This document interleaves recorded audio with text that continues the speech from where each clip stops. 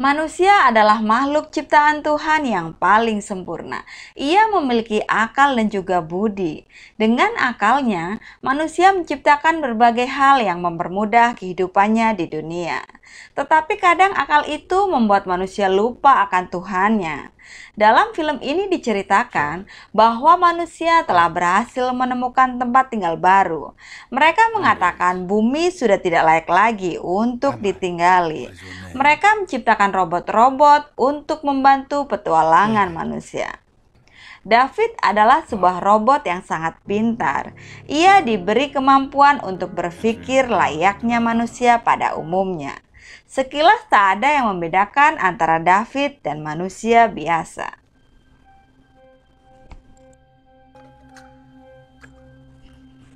Di sebuah pesawat luar angkasa yang bernama Covenant, pada tanggal 5 Desember 2104 dengan diawaki 15 orang membawa 2000 koloni 1140 embrio dan mereka akan menuju ke planet Origae 6. Perjalanan mereka untuk mencapai planet itu diperkirakan masih membutuhkan waktu 7 tahun 4 bulan lagi. Suwe temen yore. Para awak pesawat sedang tidur di dalam sebuah kapsul. Pesawat itu dikendalikan oleh sebuah robot yang bernama Walter.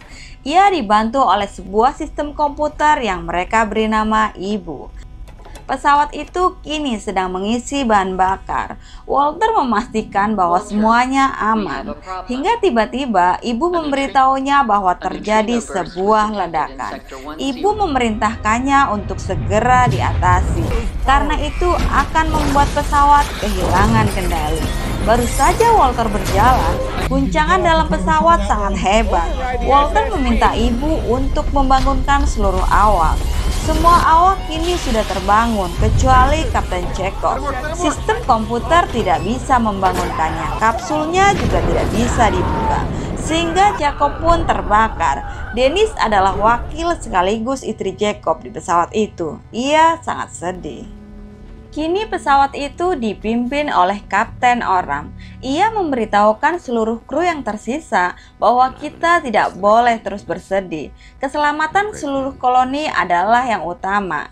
Ia pun memerintahkan kepada seluruh awak untuk bekerjasama memperbaiki pesawat itu. Walter mengatakan bahwa kerusakan pesawat disebabkan oleh ledakan sebuah bintang. Mereka semua kini bekerja sama.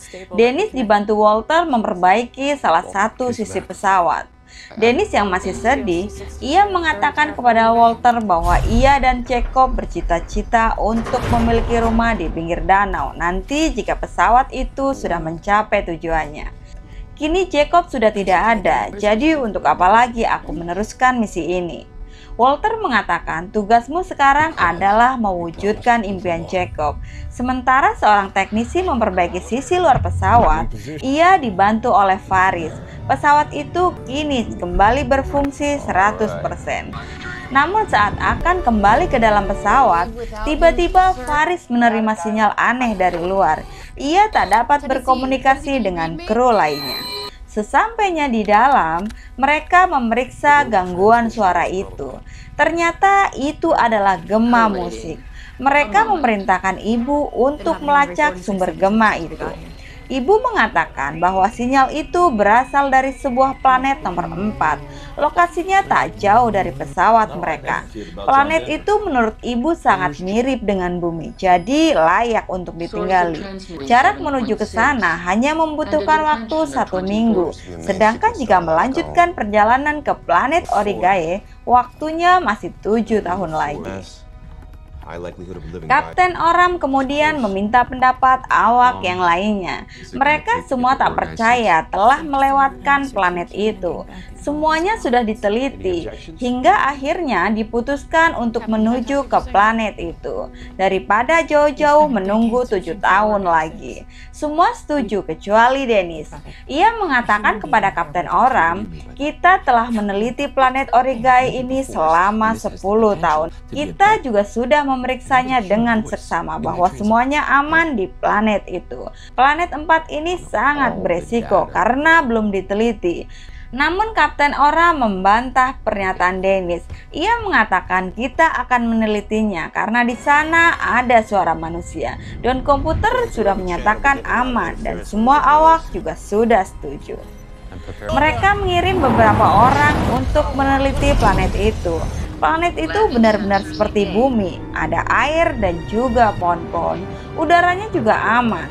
Walter mengatakan bahwa sumber suara itu 8 km dari tempat pendaratan.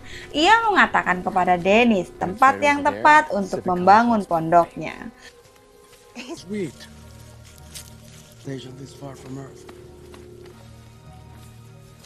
Mereka kemudian membagi timnya menjadi dua.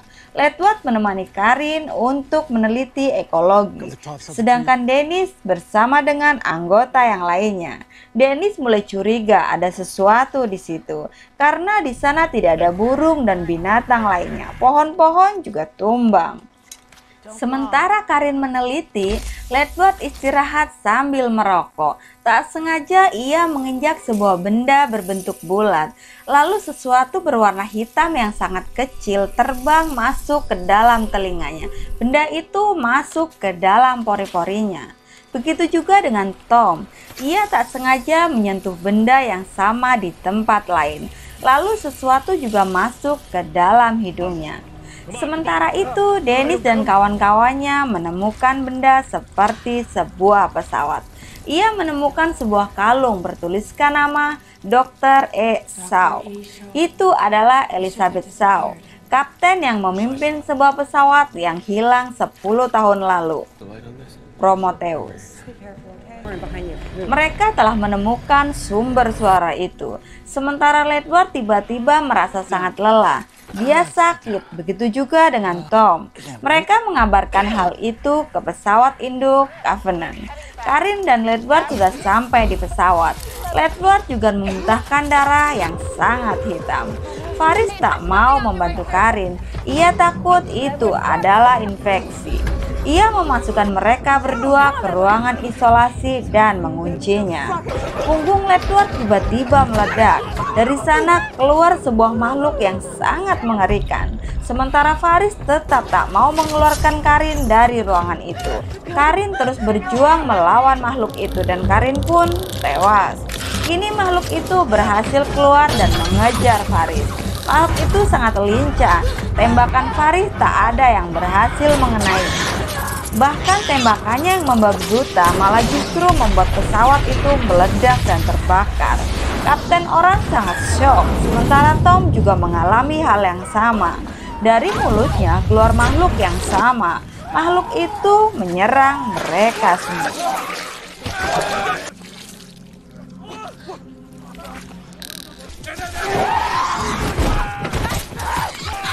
Makhluk itu sangat lincah. Beberapa awak kru telah mati akibat serangannya. Tiba-tiba sebuah ledakan terjadi. Makhluk itu pergi. Ledakan itu berasal dari David. Ia mengajak orang-orang itu untuk mengikutinya. David mengajak orang itu semua ke sebuah bangunan. Ribuan mayat tampak terbakar. Ia mengatakan bahwa ia adalah satu-satunya korban selamat dari pesawat Prometheus yang dipimpin oleh Dr. Elizabeth Shaw. Pesawat kami kecelakaan karena membawa sebuah virus yang sangat berbahaya. Orang-orang mati terbakar. Yang kalian lihat tadi adalah korbannya. Makhluk itu sangat agresif. Ia menginfeksi apa saja yang bukan tumbuhan atau ia menginfeksi setiap daging. Dennis mengatakan kepada Walter bahwa ada yang aneh di tempat itu. Walter berjanji akan mencari tahu kepada David. Sementara di pesawat Covenant, Tennessee berniat untuk turun menyelamatkan mereka. Tentu saja itu dibantah oleh kedua rekannya, tapi ia adalah kaptennya saat itu. David kini mencukur rambutnya. Ia sama persis dengan Walter. Walter mengatakan kenapa ia tak terkejut melihatnya. David mengatakan bahwa ia dirancang sama seperti manusia, sedangkan Walter lebih seperti mesin. Sementara itu, David mengajak Walter ke suatu tempat.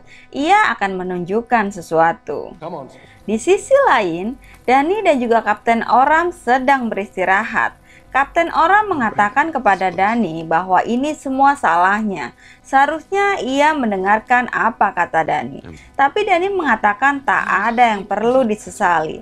Kini tugasmu adalah memimpin kami kembali ke pesawat.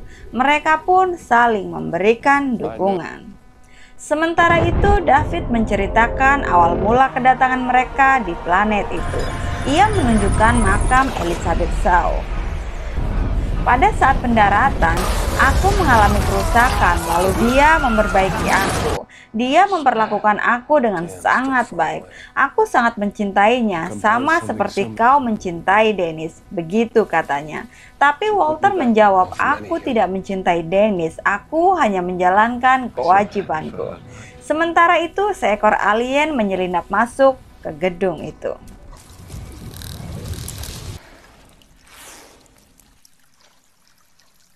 Di sisi lain, mereka berhasil menghubungi pesawat Covenant. Mereka mengatakan bahwa ada yang terluka.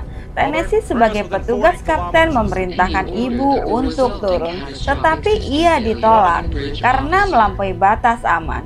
Ibu mengatakan ia membutuhkan otorisasi dari perwira tingkat 2. Lalu perwira Upward atas persetujuan Rich mengkonfirmasinya. Kemudian Kapten Oram menyadari Rosenthal yang sudah lama pergi untuk mandi tak juga kembali. Kemudian ia memutuskan untuk mencarinya sendiri. Kapten Oram mendapati David sedang berdiri sangat dekat dengan alien itu. Ia siap menembaknya. Lalu David mengatakan, jangan ditembak, dia akan menjadi milikmu. Kau harus sangat dekat. Kau harus mendapatkan rasa hormatnya. Tapi Oram tak peduli, ia menembak alien itu. Ia melihat Rosenthal telah tewas. David pun marah. Oram kemudian mengatakan kepada David untuk menceritakan apa yang telah terjadi. Atau ia akan menghentikan sistem pada David. Kemudian David mengatakan, baiklah kapten, aku akan menunjukkan sesuatu. Cargo lift. Did you say the cargo lift? It's worthy. It'll take the stresses. Only have great. Dennis kembali terhubung dengan Tennessee. Ia menanyakan kabar Faris. Dennis mengatakan bahwa Faris dan juga Maggie telah tewas terbunuh. Copy. David mengajak Oram ke sebuah ruangan di bawah tanah. Ia menunjukkan telur-telur alien. Ia mengatakan ini sangat aman kapten, kujamin ini aman. Oram pun mendekatinya. Ia menyentuh telur alien itu. Lalu telur alien itu terbuka. Ada sesuatu yang bergerak. David mengatakan, lihatlah itu sangat indah. Oram memperhatikan gerakan itu dan tiba-tiba makhluk itu meloncat ke muka Oram. Dennis memerintahkan anak buahnya untuk mencari Oram. Kapal penjemput akan segera datang. Ia juga meminta Walter untuk mencari David. Sementara itu, dari dalam dada Oram keluar makhluk alien kecil dan Oram pun tewas.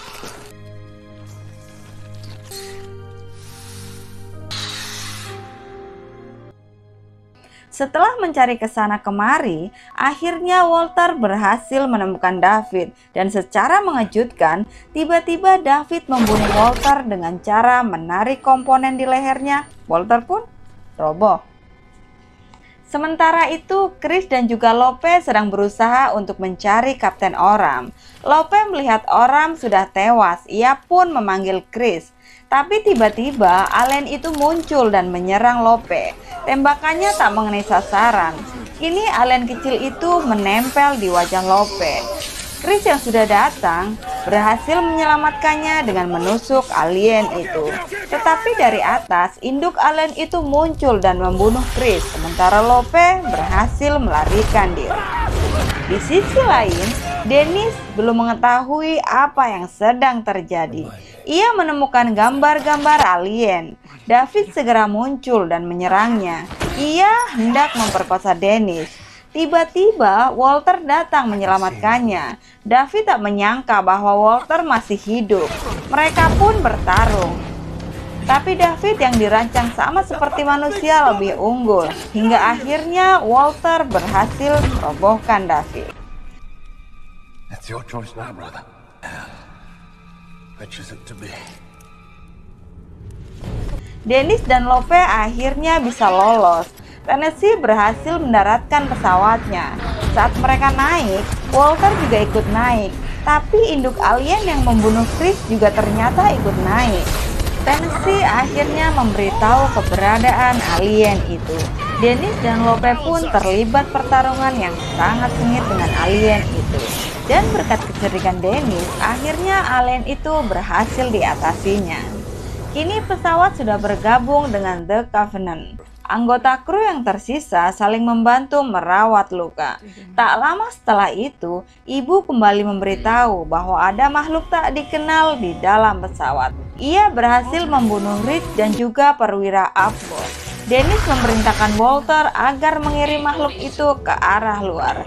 Dan di pertarungan itu, kembali Dennis membunuh alien itu.